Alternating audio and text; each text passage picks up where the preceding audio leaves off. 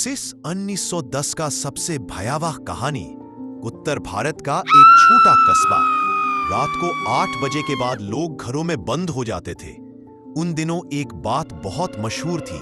कस्बे में एक नया फोटोग्राफर आया था जिसका नाम था याकूब मियां। पर उसकी दुकान के बाहर हमेशा एक ठंडी हवा बहती रहती थी। शुरुआत एक शाम मस्ती करते हुए उसकी दुकान पर पहुंचे। दरवाजे पर एक बोर्ड टंगा था, रूह तक कैद कर देने वाली तस्वीरें। दोनों हंस पड़े, अरे भाई या तंत्र मंत्र। अंदर अंधेरा था, सिर्फ एक पुराना लाल बल्ब टिमटिमा रहा था। याकूब मियां ने धीरे से कहा, बैठिए, तस्वीर हमेशा सच बोलती है। दोनों बैठ गए।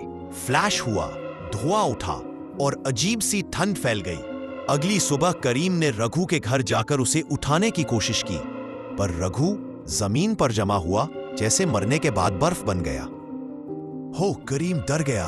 और सबसे डरावनी बात, रघु के हाथ में वही फोटो थी जो कल खींची गई थी, पर फोटो में सिर्फ करीम दिखाई दे रहा था। रघु की जगह एक काली परछाई खड़ी थी। जांच शुरू। करीम पहुंचा याकूब की दुकान। दुकान की झरोखे से अंदर झांका तो देखा दर्जनों पुरानी तस्वीरें टंगी थी। हर फोटो में वही बात, जिसकी फोटो खींची गई थी उसके पीछे एक काली आकृति। एक तस्वीर बिल्कुल ताजा थी और उसमें करीम की फोटो लगी हुई थी। उसके पीछे वही काली परछाई। करीम भागने लगा, पर दुकान का दरवाजा अपने आप बंद हो गया।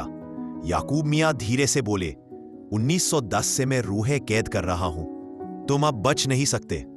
अंत करीम ने चिल्लाते हुए फोटो फाड़ने की कोशिश की, लेकिन जैसे ही उसने फोटो छुआ उसकी उंगलियां नीली पड़ने लगी। दुकान के बाहर सुबह के 6 बजे लोग इकट्ठा हुए तो देखा करीम का शरीर कुर्सी पर बैठा था, बर्फ की तरह जमा हुआ, और टेबल पर रखी तस्वीर में करीम की जगह अब एक काली आकृति थी। उसके बाद से 1910 के उस कस्बे में कहां जाने लगा।